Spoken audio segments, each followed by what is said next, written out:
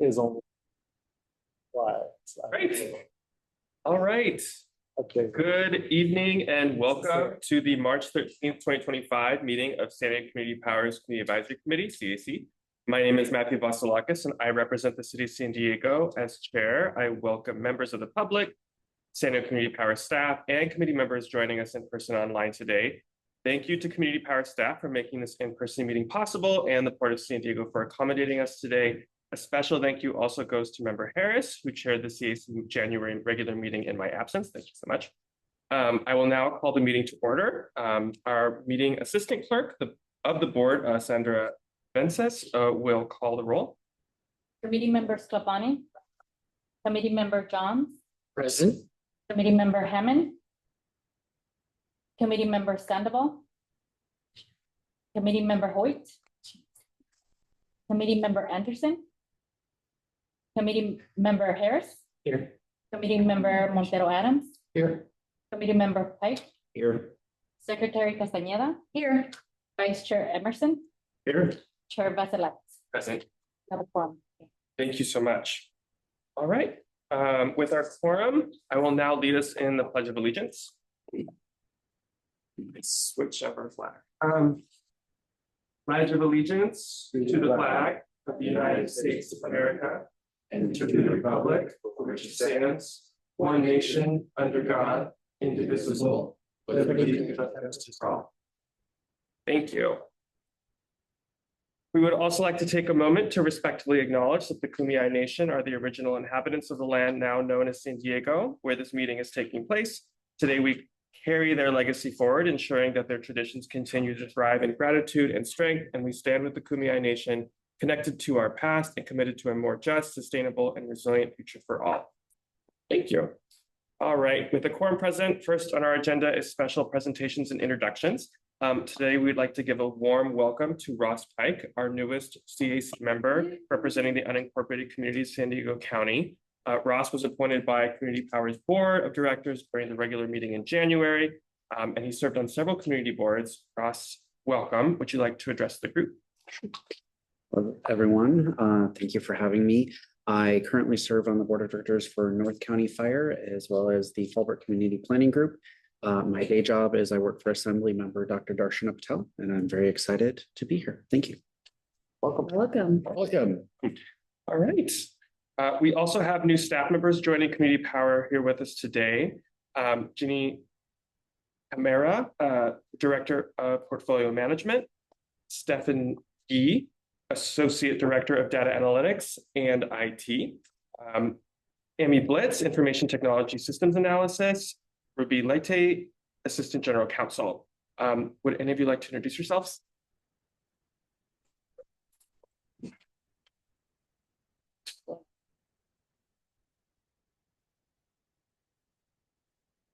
Hello, I'm Janine Camara, the new portfolio or Director of Portfolio Management. I'm thrilled to be part of San Diego community. I came from Riverside Public Utilities, where I was most recently the manager of market operations, and I manage wholesale short-term transactions, whether it was energy hedging, resource adequacy, or renewable energy credits. And so I'm hoping to bring that experience to San Diego and do the same here and help lower overall costs and maximize, the value of our resource portfolio. Thank you so much. Thank you. Good evening, everyone. My name is Stephen Yee, the new Associate Director for IT and Data Analytics. I've been in IT for over 20-some years, which I don't care to admit. But so I've been mostly in public sector, predominantly in schools and public education. Just prior to joining Community Power, I was the Deputy Chief of IT for North County Transit. Prior to that, the IT Director for Escondido Union High School District. And then prior to that, we lived in New York, so we moved out here from New York State. And we love where we live. We love San Diego. We love the community. So very happy to be here. I lead the IT, data analytics, and the cybersecurity team. data analytics and cybersecurity, another passion of mine besides the boring computer stuff, IT, right? So I'm very happy to be here. I've had a very warm welcome. The staff are wonderful and a great team. My focus is going to be, efficient IT systems so that we can provide a better, efficient system and cost effectiveness for all our stakeholders, especially our ratepayers. I have a very continuous improvement mindset. So I'm kind of neurotic about what we can do to make things better. Not to quote an auto company, but the relentless pursuit of perfection, right? So that's kind of me in a nutshell, and I hope I get to address you some other time, but thank you very much for. Welcome. Hi there, my name is A.B. Mills. I am the new IT system analyst. I'm really excited to be here, to be part of San Diego Community Power. Prior to joining the agency, I was doing end user support for the past 6 years, but I have been in San Diego for the past 30 years. So it's very, very excited to contribute. I am very much in tune with the agency's mission. So I am very excited to contribute to the agency. Thank you so much. Thank you. Welcome. Right, good evening. My name is Ruby Laity. I'm the Assistant General Counsel. I started here at Community Power about 2 months ago. Prior to this, I worked at South Coast Air Quality Management District, just a regional air pollution control agency that has jurisdiction over LA County, Riverside, San Bernardino, and what did I miss? LA Orange, San Bernardino, and Riverside counties. So basically one of the most polluted regions in the country. So I was there for 17 years. My background is in environmental law and public law. That's the Brown Act, Public Records Act, conflicts of interest, public contracting, and public labor and employment. I'm very happy to join this great team here at Community Power. I will be staffing the CAC, the Community Advisory Committee, moving forward. So you will be seeing a lot of it. So thank you for having me. Nice to meet you. Nice to meet you all. Thank you so much. Well, welcome again. That concludes our special presentations for today. Next question, are there any items on the agenda to be withdrawn or reordered? Thank you, Sandra. Seeing none, we'll take up our non-agenda public comment. Are there any? There are none. All right, and just as a reminder, written public comments submitted before the committee meeting are emailed to all CAC members prior to the committee meeting and will be posted on the website at the beginning of the meeting. We do not have any. Thank you. All right, we'll move to the consent agenda. The calendar contains items that can be approved as a package without discussion unless a CAC member or a member of the public requests that an item be removed for separate discussion and action. The CAC received staff reports for all items on the consent agenda, and staff provided an opportunity for questions and comments during briefings prior to this meeting. Today's consent agenda includes 1, approval of the January 16th, 2025 CAC meeting minutes, 2, update on marketing, public relations, and local government affairs, 3, update on customer operations, 4, update on regulatory and legislative affairs, 5, update on programs, and 6, update on power services. Sandra, do we have any public comment on any of these items? There are none, Mr. Chair. Right. No public comment. Is there anyone who would like to remove an item or any item from the consent agenda for a separate vote?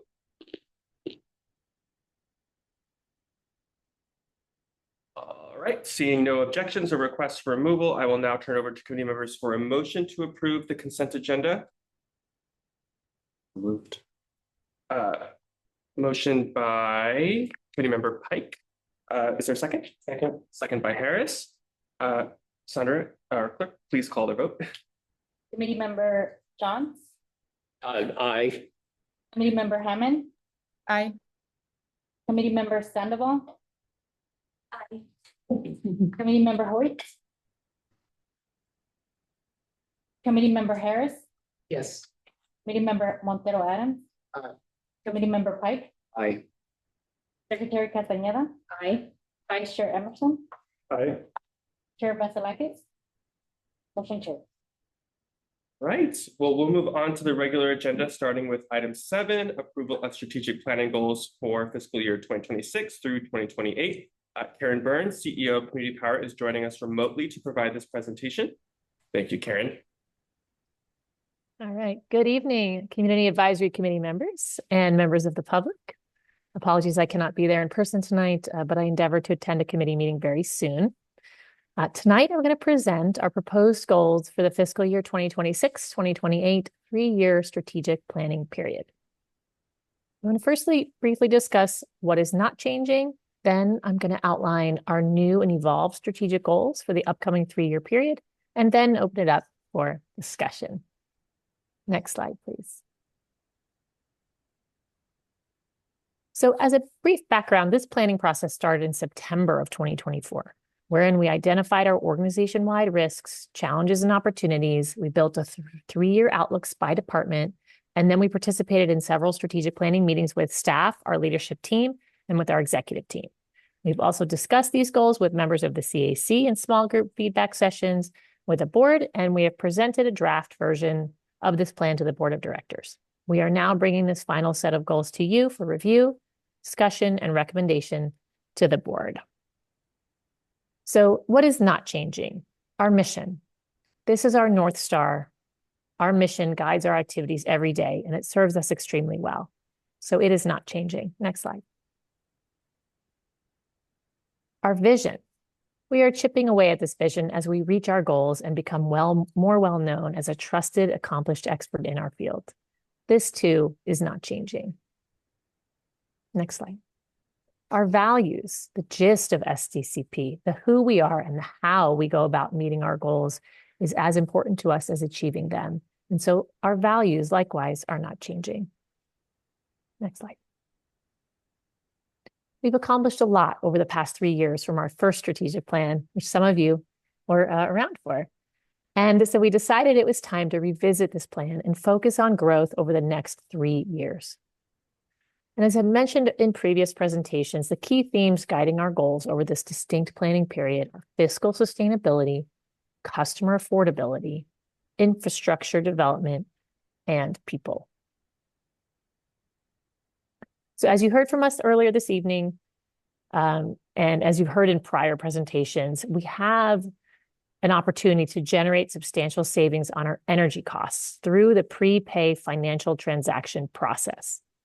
And thus, we're aiming to execute at least 6 of these for annual savings of roughly $30 million.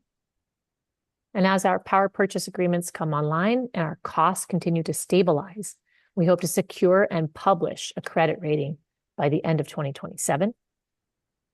And to do that, we need to build and sustain our reserves to at least 180 days cash on hand. And in addition to that, we'd like to build a rate stabilization reserve to help mitigate power cost fluctuations. And lastly, as in any continuous improvement culture like ours, we want to enhance and build policies that meet or exceed best practices, whether they be in contracting, risk management, or procurement. Next slide, please. So now we'll discuss our goals for the power procurement team. So this top goal has not changed. We aim to get to 100% clean and renewable energy by 2035 or sooner, with 2 interim goals, reaching 75% by 2027 and 85% by 2030. We also plan to support in total 1 gigawatt of new local renewable and clean energy capacity by 2035, of which 300 million will be comprised of small scale and medium scale distributed energy resources developed through community power programs, tariffs, and procurement. By local, we mean projects in San Diego and Imperial counties. The 300 megawatts is included in the 1 gigawatt and is split into 2 categories of 150 megawatts each. The first category is 150 megawatts of infill and or distributed energy projects focused on peak demand reductions or generation. So this will notably look like battery storage or combined solar and storage distributed projects. We will develop these through RFOs and RFIs, which are requests for offers or requests for information, our feed-in tariff or our FIT, and our DAC-GT program, which offers discounted electricity bills for homes in communities of concern that receive energy from local distributed solar and storage projects.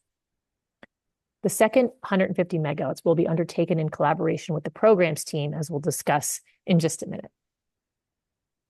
We also need to ensure that we are managing the portfolio to minimize risk and customer costs, while also complying with all the regulations required of us by the California Public Utilities Commission and the California Energy Commission, such as our resource adequacy requirements and our renewable portfolio standards. And last but not least, we have the goal to create high-quality local jobs in the renewable energy sector through our power purchasing activities. Next slide, please. Our community programs team is tasked with implementing energy projects and programs that reduce greenhouse gases and reinvest in our communities. One of the big ways we plan to achieve this goal is by supporting the development of 150 megawatts of local capacity, as I mentioned in the prior slide, which is resource adequacy from distributed energy resources and our virtual power plant by 2035. Which is part of our overall flex load strategy, which I think you've heard a little bit about and you will continue to hear about. This necessarily involves expanding our investment in solar battery savings program, as well as expanding the customer types eligible for this program. Another substantial goal of the programs team over the next 3 years is to launch 10 programs of the Regional Energy Network over the next 12 to 18 months by the end of the next fiscal year. And we also want to track the impact of our efforts, pivot when necessary, and make sure we are reaching the goals and customers we envisioned we would reach when the programs were first designed. Because of that, we plan to develop a comprehensive evaluation framework set to ensure we are meeting customer needs as intended. And lastly, where possible, and when in alignment with our strategic goals, we will seek to identify and increase external funding opportunities to bring here to the region. Next slide. Everything our legislative and regulatory policy team does is guided by our regulatory and legislative policy platform. And every year we review that with the board to make updates and changes as needed. Our goals broadly are to educate and inform our policymakers, to be a trusted expert resource for them, to oppose or ask for changes to legislation or regulations that are detrimental to community power, and to sponsor or support legislation and regulations that support community power and the CCA, or Community Choice Aggregator community. Another goal of ours is to continue to be active in our trade association, the CalCCA, and other collaborative associations that have shared goals. And lastly, where possible and in line with our strategic goals, we also, through this department, seek external sources of funding to bring to San Diego to advance those goals. Our public affairs team supports all aspects of our organization, as well as our elected officials and member agencies. Their goals are to establish community power as a trusted agency with our local governments, our member agencies, within our communities, and with our customers. Part of this work involves building out a power network of NGOs and CBOs, community-based and nonprofit organizations, and supporting them to build community, enhance awareness, and reinvest in the communities that we serve. Next, we want to focus on customer education, helping folks to better control their energy usage, optimize it, and thereby save money on their bills, harking back to our affordability theme for the next 3-year period. And as we are launching several REN programs as well as our own, we want to be sure we are deploying effective marketing and communication plans to encourage folks across the county to take advantage of the programs that we're offering. Next. Our customer operations team is focused on ensuring high customer retention and satisfaction for all of our customers. They are also the engine behind our rate setting and design process and have a goal to evolve our rate strategy to ensure competitiveness, affordability, and fiscal sustainability. We have a 95% customer retention rate, and we would like to keep it that way. So customer operations will be developing engagement and retention strategies. Bills are confusing, and so we have a goal to work more closely with SDG&E to resolve billing issues that support and enhance one single billing system. And we want to explore and identify ways we can provide even better customer service. We also want to work with our customers to help them reduce their energy bills, take advantage of rate reduction plans they may be eligible for, and help reduce overall outstanding arrearages. Next slide, please. Human Resources has the responsibility to foster a workplace culture that encourages a culture of innovation, inclusion, transparency, and integrity. Our goal over this period is to evolve into a learning organization with a growth mindset and a focus on continuous professional development. We want to build a learning culture in which our employees are trained in best practice management skills, conflict resolution, safety, and emergency preparedness. We want to continue to hire top talent and retain the folks that we do hire. Therefore, another goal we have is to ensure high levels of employee satisfaction and engagement. We have another goal to develop a robust and regularly recurring internship program that offers local college and community college students opportunities to gain experience in the clean energy industry. And lastly, like any good management team, we need to make sure we are grooming the next generation of leaders within our organization. And thus we'll begin to develop a succession planning process over this period. So after tonight's discussion, our goal is to take this final set of plans to the board on March 27th, presenting the final slide deck for approval. After the strategic plan is approved, between April and June, we will develop the annual staffing and resource plan, departmental goal setting, our organizational budget, our annual work plans, and our individual work plans for the upcoming fiscal year. Thank you. That is the end of my presentation, and I'm happy to take comments or questions. Thank you, Karen. Much appreciated. Before committee comments, Senator, do we have any public comment on this item? All right. Any comments from the committee? Questions? Tara has a hand raised. Oh, Member Hammond. Thank you. I just had one quick question. Where does this small scale end and mid scale begin on one of your earlier slides talking about goals? Like what system size? Sure. So we basically have 3 tranches that we have right now. So the utility scale, which is typically 30 to 50 million and above. And I think Byron is here to clarify if I get any of this out of order. But then we have this sort of 1 megawatt to 10 megawatt, which is sort of our infill program, where we're looking at a slightly larger scale, but still local battery storage and solar on sort of brownfield project sites. And then we have our distributed energy resources, and these can be as small as thermostats in individual homes to solar and storage systems on homes, heat pumps, pool pumps, and all kinds of other energy efficiency products. Up to 1 megawatt. Aggregated. Up to 100, well, up to maybe 150. That's our goal. Oh, okay. All of those together over the next decade. Okay. Thank you for that answer and for your presentation tonight. You're welcome.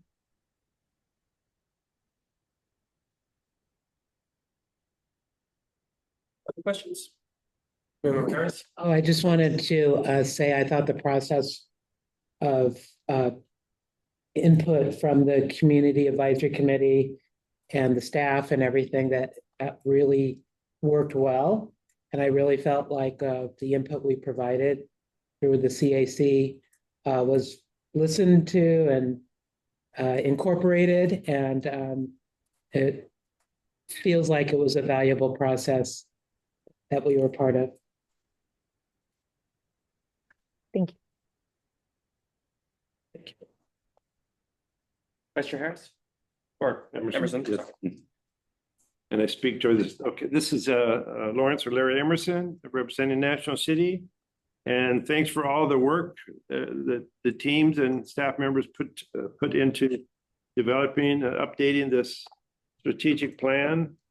It's overwhelming, you know, when you look at the big scope, a lot of things to work on, including your updating the programs. I'd like to add, so thanks for all of that. I'd like to add one more check mark on this next steps. And I think I mentioned it at the briefing meeting. I think it'd be nice to have a draft. How does each community fit into these different programs? Or how come the different programs and the strategies that the San Diego Community Power is working on apply to each community? So I would like to encourage that, because each of us represents our community. And I think if we have that kind of an outline, maybe we can do a better job interacting and making more progress within our community. So it's just a suggestion. I always like working with the staff. I'm kind of the person that interactive verbally and by phone rather than just text and emails. So if we can develop something in that area, I think it would be, and for each community, I think we can all interact a little bit more proactively. So thanks for all the effort. Thank you. And if I could just briefly respond, committee member, because I heard you and I think that's actually a really great idea. Where we'd like to engage with that idea of devising and developing plans for communities specifically would be during the annual work plans that we develop within each department. And then hopefully the community advisory committee can get involved and, see where specifically in our communities we're planning to make investments or reach out and offer programs and those types of things. So it fits in sort of the next steps, if you will. Appreciate that. Any other community member comments or questions?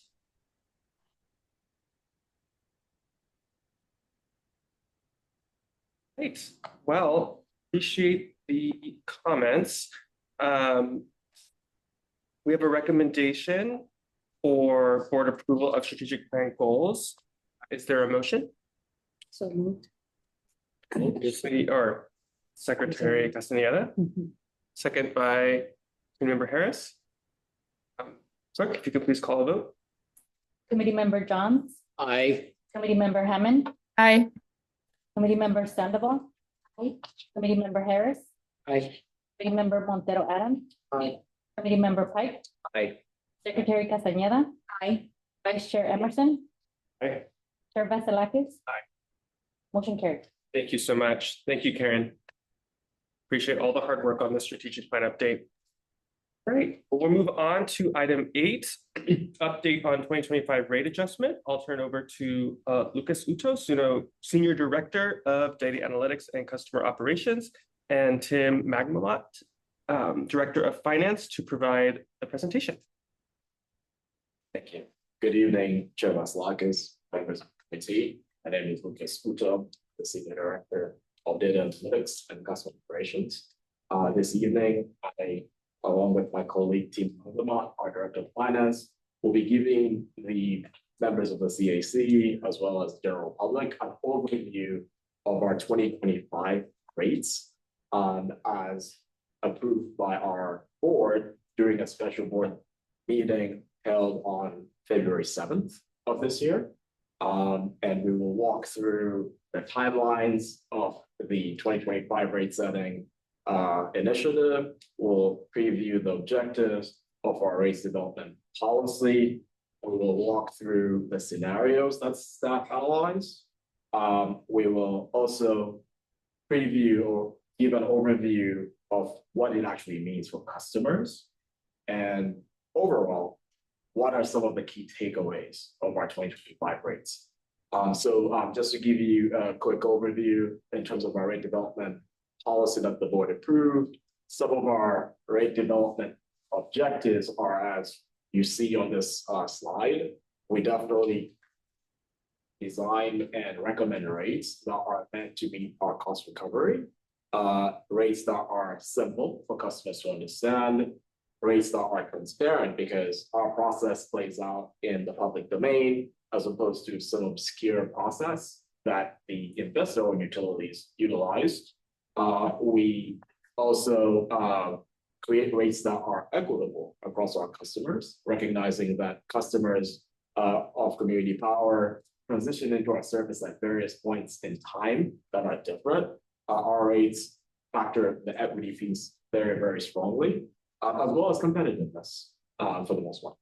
On to the next slide, please. So I wanted to give you a sense of our typical rate development timeline, right? Generally speaking, and we've come to the CAC around December, previewing what rates would be in January. That's the usual timeline. However, in 2024, heading into 2025, the timeline wasn't typical. So on to the next slide. And what I mean by that is for 2025 rates timeline in particular, SDG&E in December of 2024 filed an extension with the commission to essentially allow them to defer or to delay the implementation of the 2025 rates away from the typical timeline, which was in the previous slide, of their rates coming into effect as of 1/1 or January 1st of the new year, then asked for a stay, and the commission granted it, allowing them to essentially adjust their rates effective February 1st, as opposed to the typical January 1st. And so because of that, it changed our timeline a little bit, right? Because as the members of the CAC know, we are dependent on the PCI filings from SDG&E because we factor those into our rate design so as to essentially create the competitiveness, right? We have to look at the OM. And so we didn't get that filing until late January. I think it was January 21st, which then necessitated for us to call a special board meeting on February 7th to essentially recommend or stop to recommend rates that became effective retroactively to February 1st to essentially coincide with when SDG&E changed their rates. On to the next slide, please. So in terms of what's not analyzed as it relates to the scenarios that, I mean, there were a lot more than 3, I can tell you that, but essentially the 3 scenarios are what staff coalesced around. So we looked at the conservative scenario, we took a look at the balance scenario, and then to the far right, the uncertain scenario. I'll give a quick overview of what those 3 scenarios entail.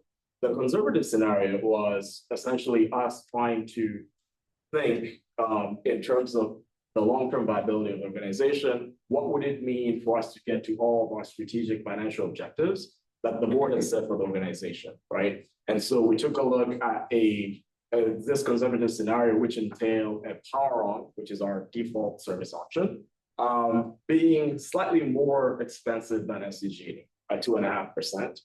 And with power base essentially remaining unchanged from the previous year at 2.5% discount to SDG&E.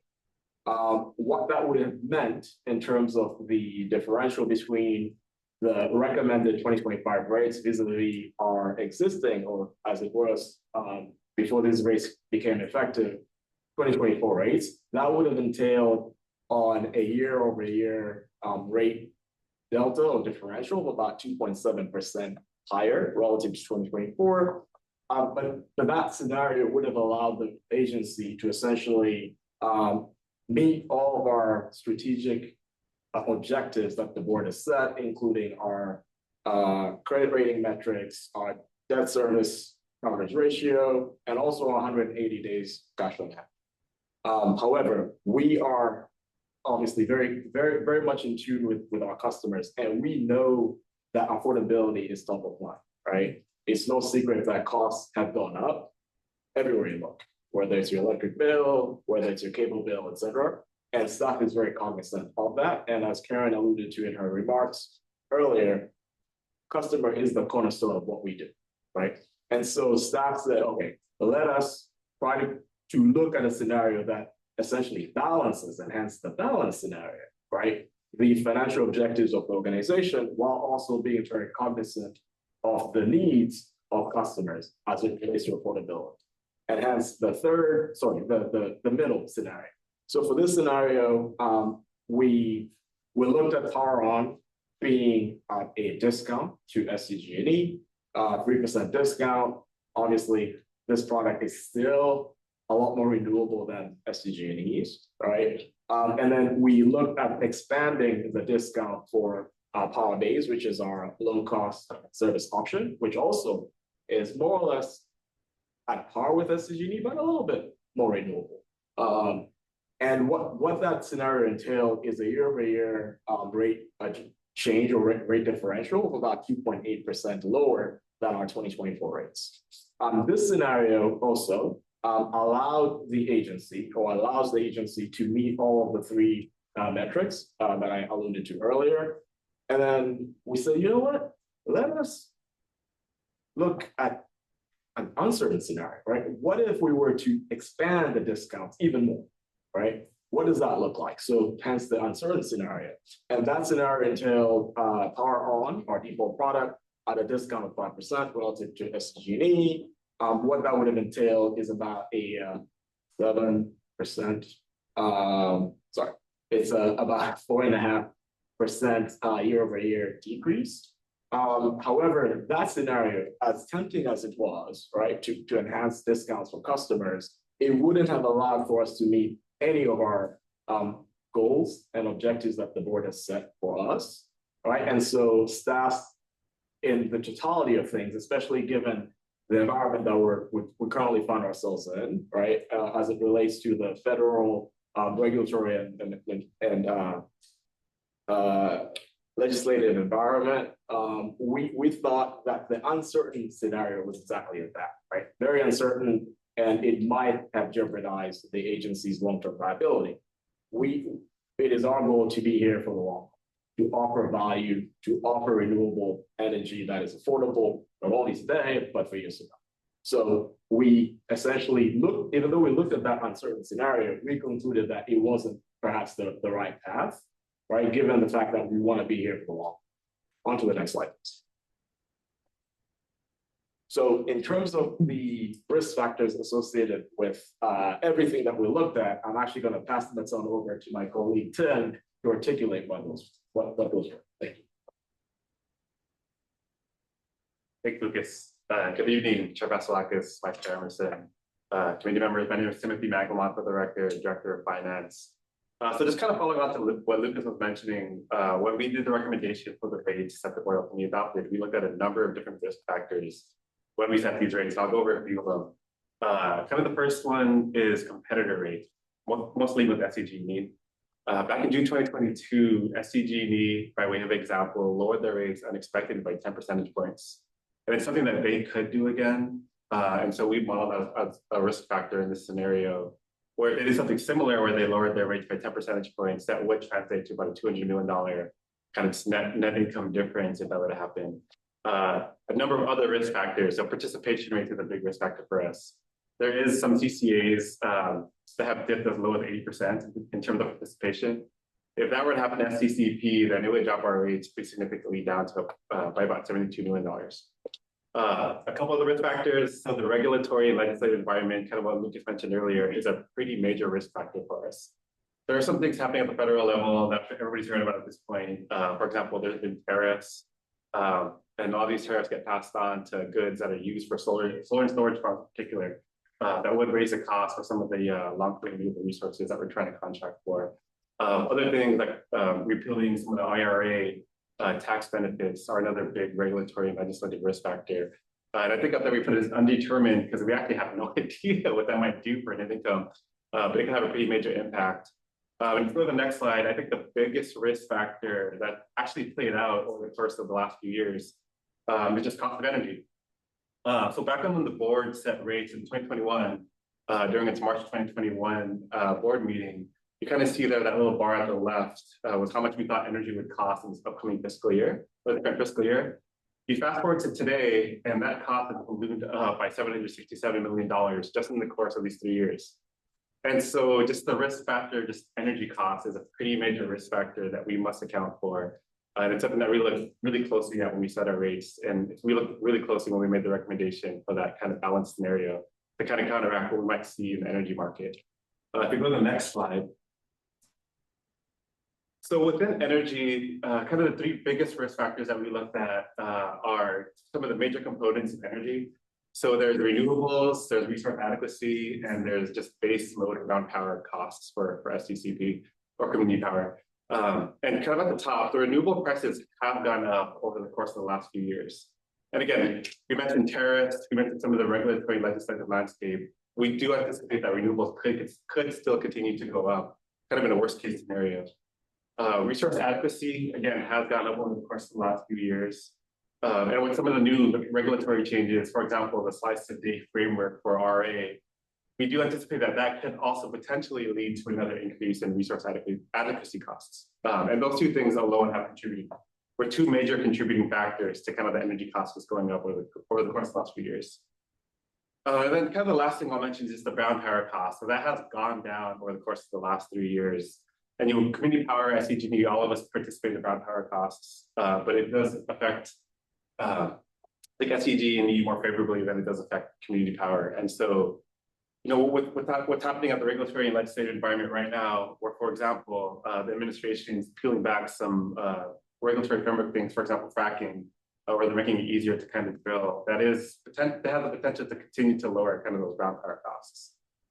If you go to the next slide. So kind of in that the balanced scenario that was ultimately recommended to the board and adopted, one of the big reasons why that scenario was recommended is just because it builds enough reserves to kind of combat kind of a worst case scenario, which we modeled in this slide. So kind of in this worst case scenario, we looked at what might happen if the renewable prices continue to increase, resource adequacy costs continue to increase, and the brown power prices go down. We would lose pretty significant reserve if that were to happen. But under that balanced scenario, we believe it does provide us enough cushion to be able to mitigate that and still provide value for our ratepayers in the future. Kind of that worst case scenario plays out. If you go to the next slide. So a lot of this has to do with SDCP's reserves. And so, the question always comes up, why the heck do we care about reserves so much? And I'd say there's a lot of reasons why we care about reserves. Kind of the first one is just related to the cost of energy or just power purchase agreements. So our power team enters into long-term power purchase agreements with long-term power providers. And as part of that, kind of the way I look at it is, if you imagine somebody who's going to sell energy to somebody over the course of the next 30 years, that person will want to sell energy to somebody who's more stable, who has reserves in the bank that can be around for the course of the next 30 years, as opposed to somebody who has a shady credit score who might not be around the course of the next 5 to 10 years. It's a really risky investment. And so having reserves allows us to have that credit rating, which shows to these power purchase providers that we are stable, they can trust us, and it potentially leads to lower prices also in the long term. A couple other reasons: financial stability, I think, is the obvious one that kind of been going through here. And then, one thing that based on my background in just projects and programs, is just leveraging funds. So the more funds that we have, the more reserves that we have, the more matching we can have for projects. And what that does is it allows us to show that we're willing to put our own money to build whatever project or build whatever program that we want to do. And then allows us to leverage funds, because folks from the federal government or state government, they like to see people putting up their own money for whatever product or program, because it shows that we have skin in the game. And by us having these reserves, it allows us to leverage even more funding, because it shows to state and federal government that we're willing to put up our own money, and that leads to more money coming in. And so reserves have many, many good things for the agency, and this kind of balanced scenario allows us to preserve those reserves so we can do a lot of cool things for our ratepayers in the future. Go to the next slide. So kind of following on to what Karen mentioned earlier in terms of strategic goals.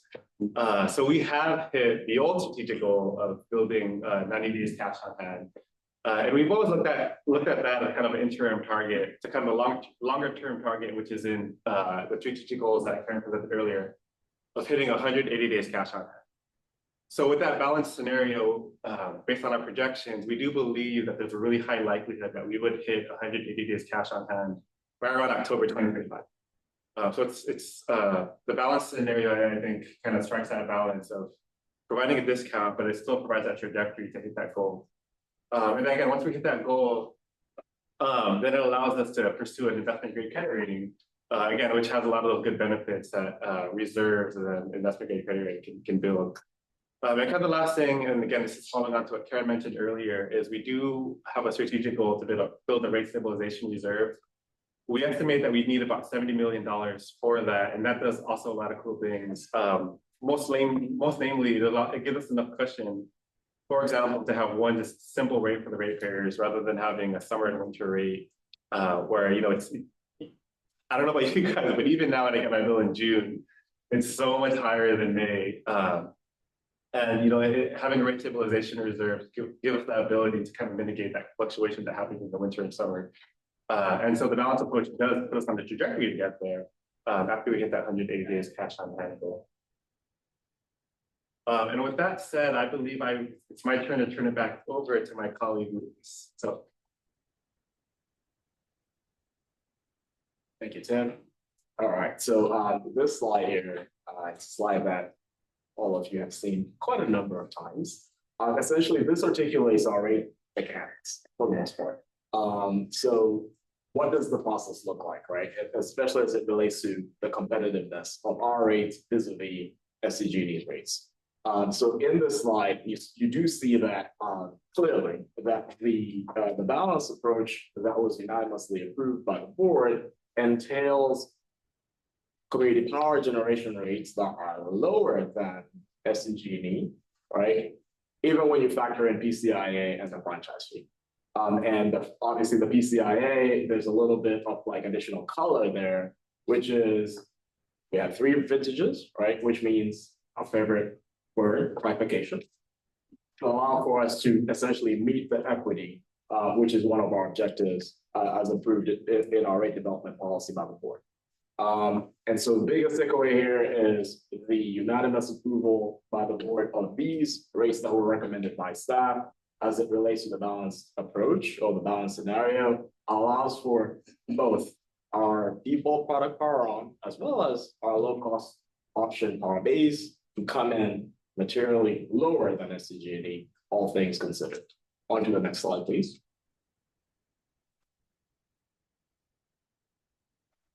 So then what does this mean for a customer? The next 3 slides essentially encapsulate a draw rate comparison, which all of you, I think, are pretty accustomed to seeing. So this essentially captures the draw rate comparison for TODR1, which is our most populous residential rate that we have.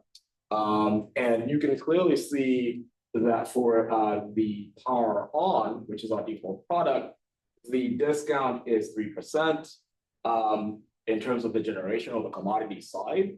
And then we've also quantified it in terms of the total bill impact. And customers should expect to see a savings across total bill when you factor in delivery and transmission charges from SCG&E of about 1.2%, give or take. And this is true for all customer classes. So in the next slide, you would see it quantified for a large commercial industrial customer. ALTOU is also one of our most populous large medium commercial rates. And you're seeing the exact same thing play out here. And that is also true in the next slide, which is pertinent to our small commercial customer as well. On to the next slide, please. So what this slide entails is essentially where SDG&E's commodity rates ended up being. So their rates essentially increased, and I want you to look at the far right column, on system average by about 3.32. But again, the takeaway here is our board approved rates are coming in lower than where SDG&E ended. On to the next slide, please.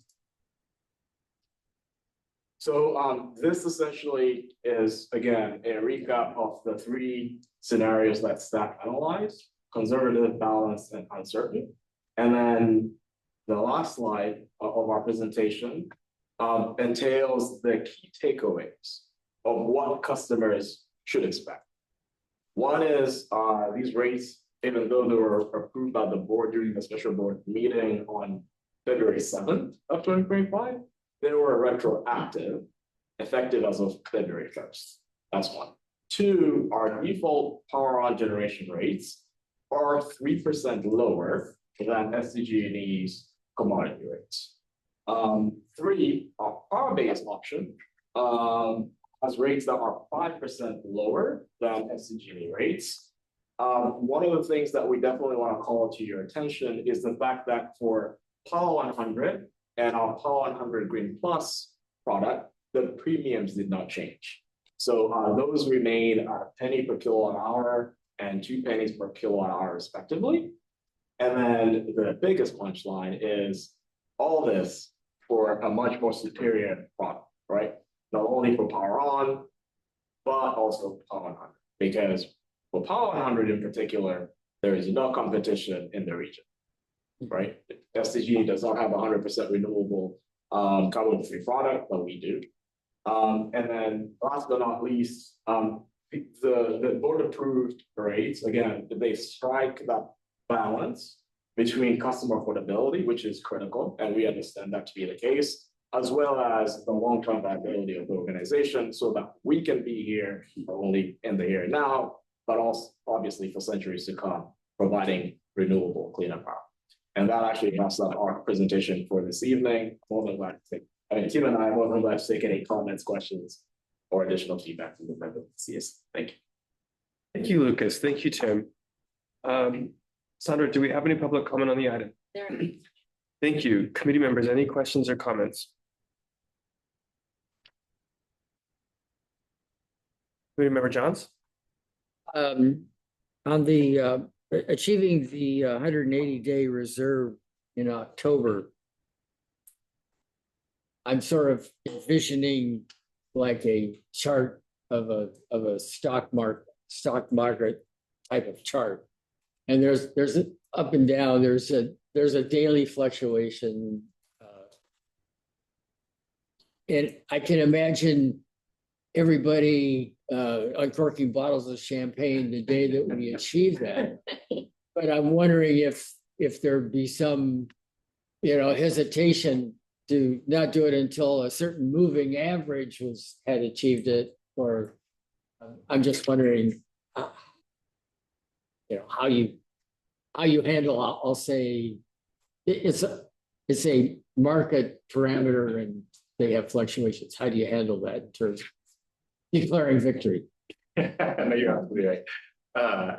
That it is a moving average, and that average moves up until October, and then it starts to decline from there. But then we actually, that was in that other, yeah, okay. Yeah, but we do look at it as a moving average, right? So like we just look at trailing 12 months, then that trailing 12 months would have us at 180 days, and then we'd hover around that average. And then obviously next calendar year we'll set rates again, and then we'll re-look at that, right? Where that average can change based on what we set rates at. But just it's all things being equal, if rates stayed exactly the same from what was approved on February 1st, then yeah, then that 180 days we would hit that trajectory, and then we'd hover around there, kind of in perpetuity. Yeah, but it's a good point. It does fluctuate. Thanks. Member Harris? Yeah, so will the 3% lower rates continue into the summer, or we won't know until SDG&E? Yeah, I could take that one through the chair. The 3% rate is for the entire calendar year. Okay. And then just for the rate policy, then we'll revisit the rate again come January next year. Mm-hmm. I know that SDG&E sometimes changes their rates 3 or 4 times during the year. Will that, and that's a risk factor, but do you anticipate us being competitive with whatever changes could they surprise us? Yeah, so through the chair, they've surprised us in the past, and it's something that if they do, we'd have to take it back and come back with a recommendation. Mm-hmm. Right, so it's one of the risk factors. Yeah, it's a $72 million risk factor, right? Or $200 million risk factor. Yes. Yeah. Okay. That rate stabilization fund. Remember Mentor Adams? I didn't hear this in the presentation. I imagine it might have been discussed, but I was hoping you might be able to share. Was there any considerations about possible opt-downs had the conservative option been chosen? I imagine because the power on would have been a rate above SDG&E, there might have been some internal concerns or considerations that people might opt down to the power base. And then kind of a follow-up to that is, had the conservative option been chosen, am I correct in assuming that community power would be projected to both reach its reserves and rate stabilization in 2025? So like on one side, you could be very aggressive to reach both of those goals that are part of a 2 to 3 year strategic plan that Karen just shared within 1 calendar year. But on the trade-off might be that we lose a lot of the opt-ups and turn those into opt-downs. I don't know if I'm making that up in my brain or if that was a discussion that happened internally. Yeah, so I can take the second one. I'll turn it back over. Because, so on the conservative option, through the chair, you're right. We would hit the 180-day target a little bit sooner than October 2025. But when we modeled it, we didn't. Per the model, we weren't going to hit the 70-day or $70 million rate stabilization reserve.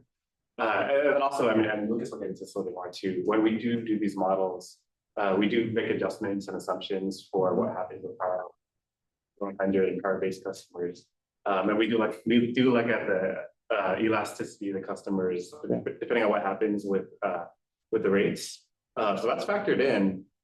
It doesn't move the needle too much, and we do have, as Lucas will cover, some thresholds for power base in particular.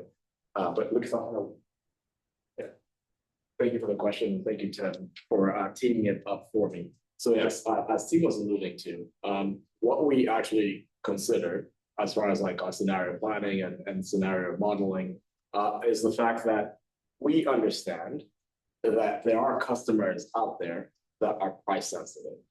It's not every customer, right? There are customers that can weather power on being slightly more than the competition, and we saw that play out last year, if you remember. But again, I mean, we're very cognizant of the fact that there are customers that are price sensitive, and what we've seen is even when we're reporting the metrics, right, on a monthly cadence in terms of where we are with power base enrollments, it's not every customer that has opted down to the power base, but we understand that there are customers who we're talking to, right? They're like, hey, I'm concerned, right, about costs. And especially in the last year when power on, especially in the summer, was a little higher than the competition, where these customers, had we not had rolled out power base, would have opted out as opposed to opting down. And so this year, with the balanced approach, we're saying we can offer value not only for power base, I mean, we're enhancing that discount, right? Being cognizant of the fact that there are customers that want that, right? And essentially without having it, perhaps it makes it a little bit difficult to retain. But for power on, right, which is a little bit more renewable than the competition. I mean, it is actually almost 10 percentage points more renewable than the competition, right? We're saying you can get that product, right, and not have to worry about the cost differential because it's lower. But for those customers that want even a deeper discount, guess what? We also got you, right? You're going to get less of renewable relative to the power on, but you're going to get more or less similar energy mix to the competition, but a materially lower rate at 5% discount. Perfect. That answers your question. Yeah, I appreciate that. Thank you so much. Member Sandoval? Related. So have you guys found in the history as SDG&E's rates go up and down throughout the year, is it correlated to the opt-ins and opt-outs for SDCP? That's a very good question. Yes, to a certain extent, and no to a certain extent. And the reason why I say that is because last year, all right, our rates, especially in the summer, were materially higher than SDG&E. But what we saw, yes, I mean, there were customers that opted out as a function of cost concerns, but our participation rates more or less held steady, right? And so as Tim was alluding to, there is some inelasticity in terms of what customers sometimes want in terms of the option either to stay in our service and or to go back to SDG&E. But it is no secret that SDG&E's rates fluctuate a lot more than our rates do, right? I think in 2021, if I remember correctly, no, 2022, if I remember correctly, whereas we changed our rates twice, they changed their rates 5 times. This year in particular, we know that there are outstanding proceedings at the commission, that will necessitate additional rate adjustments by SDG&E. But we also believe that those rate adjustments in 2025 will predominantly be on the delivery side. And so, yes, customers, I think the whole premise of why we exist is to provide customers with choice, right? Whether it's with us, where you're getting a lot more superior product, and in this case, that is discounted, right? It's a win-win for the customer at the end of the day. Thank you. Questions? Vice Chair Emerson? Yeah, just to clarify, more renewable, less renewable. So for the power on and the premium, you said we had more renewables than San Diego Gas and Electric. And when you say the power base is cheaper, but less renewable, less than what? Less than what we had on power on, but still equal to or more than San Diego Gas and Electric? It's a very good question, Vice Chair Emerson. So when I say lower renewable, right, I'm talking from the community power perspective, meaning power on is our default product, and that is a lot more renewable than SDG&E. Based on our 2023 power content label, we're about approximately 10% more renewable than SDG&E was. For our base, right, our low cost service option, that is comparable in terms of the renewability relative to SDG&E. But obviously it is lower than power on, which is our default product. Okay. Thank you.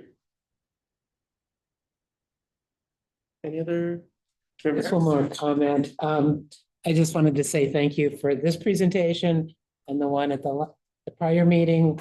I think between those two presentations, we really understood exactly what was going on behind the scenes and so this is really helpful to fully understand how our rates are set and what is important for the future of this organization. And regarding the future, the one thing that occurs to me, and this isn't a political statement, but just the economics, is the economics of renewable energy could change drastically depending on what happens at the federal level. And our whole premise is based on we're going to deliver renewable energy to our customers at a competitive rate, and that rate should go down based on the current economics, because that's been the trend, is that renewable energy costs and solar and storage are all going down. And the cost of dirty energy, when the polluters have to pay for the pollution of their product, that sort of thing, their costs are going up.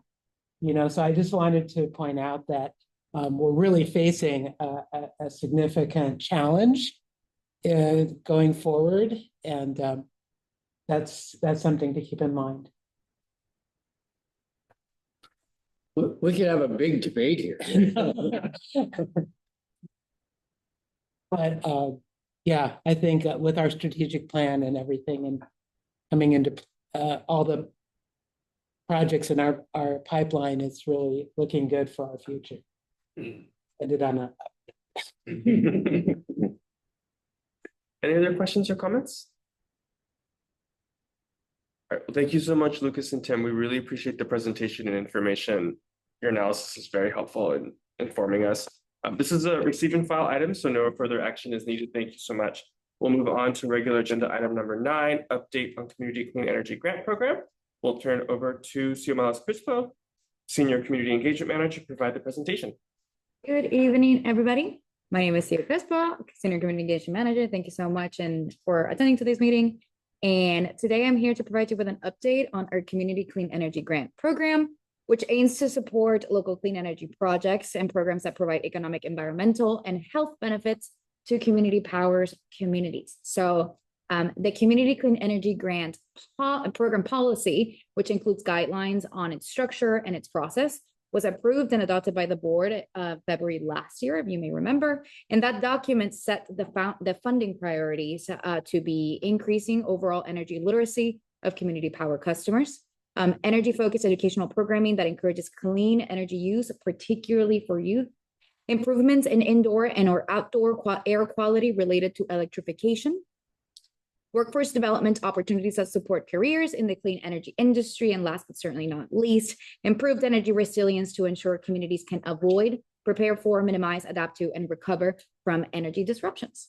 The program is currently in its third cycle, and in October 2023, Community Power actually entered into a professional services agreement with the San Diego Foundation to administer and implement the grant program through the end of fiscal year 2027. Perfect. So for the 2024 program, Community Power, in partnership with the San Diego Foundation and Calpine Community Energy, awarded over $1.2 million in grants to 16 organizations, which you see on the screen. Grants were awarded in amounts of up to $100,000 per project for work to be completed within 24 months or 2 years. And as pictured, we hosted a press conference event at the Olive Gardens and Learning Center, which received $100,000 via Hammond Climate Solutions Foundation to build a 16.4 kilowatt solar with 35 kilowatt hour storage project for the National City-based nonprofit. Next slide, please. Grantees are expected to report on project progress and any adjustments, accomplishments, impact metrics, and challenges experienced over the course of the project as well.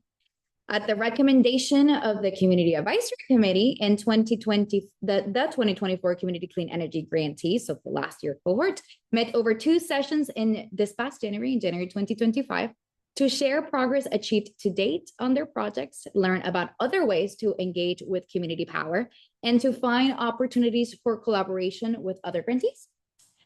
While their final reports, which will include a narrative and a financial report at the end of their project, are not yet ready, I did want to share some key highlights from our January meetings to provide some preliminary insight into projects and an opportunity to uplift stories of impact. So hang on tight. I'm about to give organization for organization. So specifically, Groundwork San Diego has hosted monthly community science Saturdays, in which Community Power provided an Understanding Your Energy Bill workshop. So let's talk about collaboration.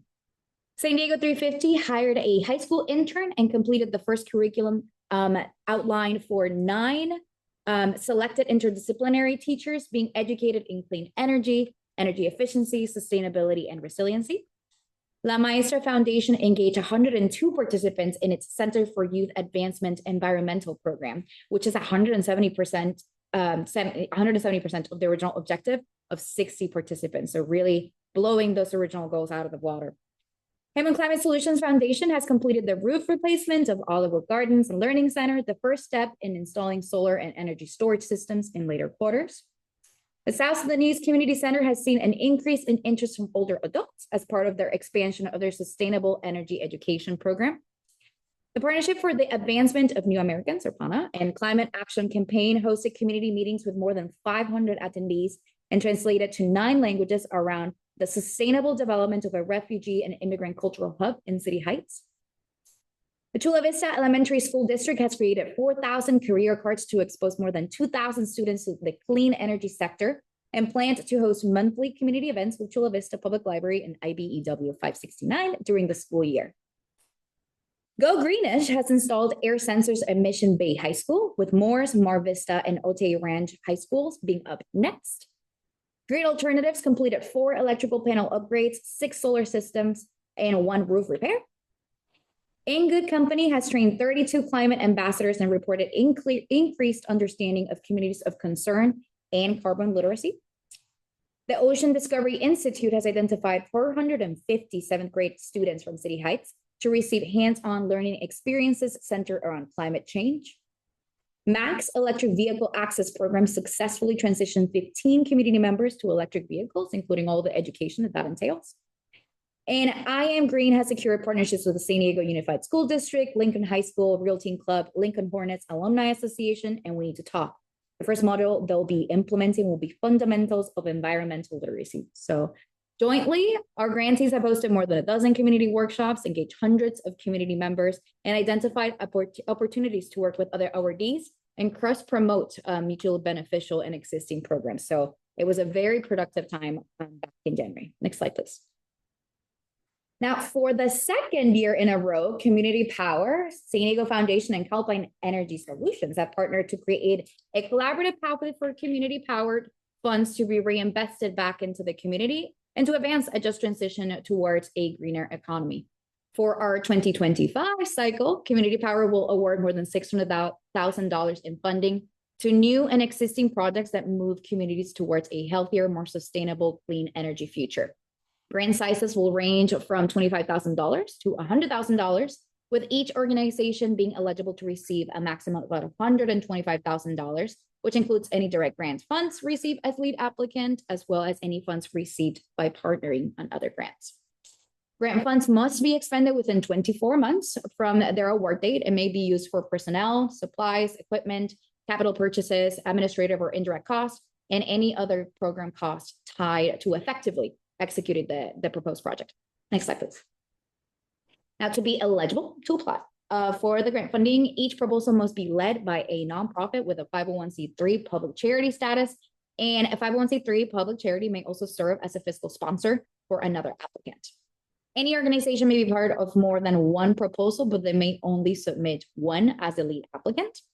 And the proposed projects must serve community power communities. So this includes the cities of Chula Vista, Encinitas, Imperial Beach, La Mesa, National City, San Diego, and the unincorporated communities of San Diego County, so you all well know. And additionally, applicants and their partners must have relevant experience serving the communities of concern that they identify in their application. We do also believe that intentional strategic partnerships can really be essential to maximize the efforts and take that dollar a little further. So as part of this commitment, we do encourage applications with thoughtful collaborations and partnerships in place being clearly demonstrated. Next slide, please. Fantastic. All applications will be reviewed by a selected by a collaborative evaluation committee comprised of representatives from Community Power, Alpine Energy Solutions, and the San Diego Foundation. Evaluators adhere to a strict conflict of interest policy and other internal controls, just so you'll know, to ensure that grant funding is being distributed in an objective manner based on the merits of each proposal. The funding priorities remain the same as last year's, and I mentioned that at the very beginning of my presentation, and are a total of 20 points. Next slide, please.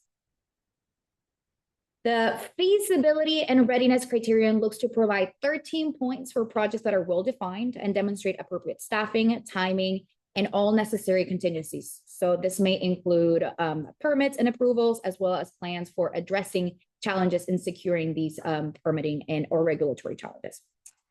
This one also looks at the budget as well, so we want to make sure that the budget makes sense. Next slide, please.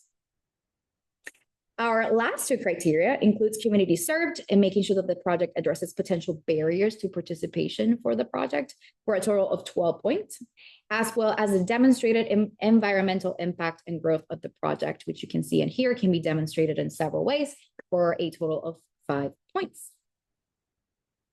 The application period opened on February 10, and I made sure to let you all know as soon as we released it, and will officially close tomorrow. March 14 at 5 p.m. So grant awardees can expect to be notified later this summer about their the status of their application, and grant agreements will be executed by August 2025, where we're hoping to have a big announcement and a big celebration in which we all will be invited. To promote the 2025 program cycle, staff has conducted webpage updates. I was also leading a live and recorded webinar with the San Diego Foundation just to get at those questions that potential applicants may have. We also did a press release. We have included the news and all the application information on different newsletters, not only on our own, but also that of community partners. And then we've also done several community group presentations, email blast, as well as social media posts. And we have actually leveraged the San Diego Community Power Network as well to be able to continue to share the word around the grants and just to make sure that there is collaboration and applications actually coming in. So that concludes my presentation, and I'm happy to answer any questions that you may have. Thank you, CEO. Sandra, do we have any public comment on the item? Thank you. Yeah. Committee member Hammond? Thanks, CEO. I just had one question about the budget. Last year was 1.2 million, this year 600,000, and was curious why it was a different budget this year. So the budget was actually approved as part of our larger, agency budget. So, and this was a decision that basically balanced the need of this program within other programs. I will say that we are really hoping to continue our partnership with Qualified Energy Solutions, as well as the San Diego Foundation. We are working with them to identify other sources of funding from other philanthropic efforts as well. So that is something that we'll certainly be exploring further to hopefully increase that. Thank you so much. Any other questions or comments?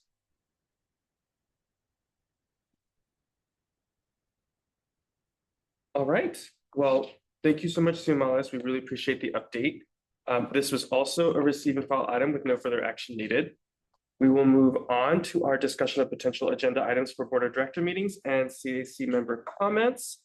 As a reminder, the CAC may suggest agenda items for the Board of Director meeting agenda by communicating with the CAC chair and designated community power staff before and/or after a regular CAC meeting. If suggested this time, there shall be no discussions or action by the CAC unless the item has been included on the CAC agenda. Do any of our CAC members have recommendations on potential items for our Board of Directors?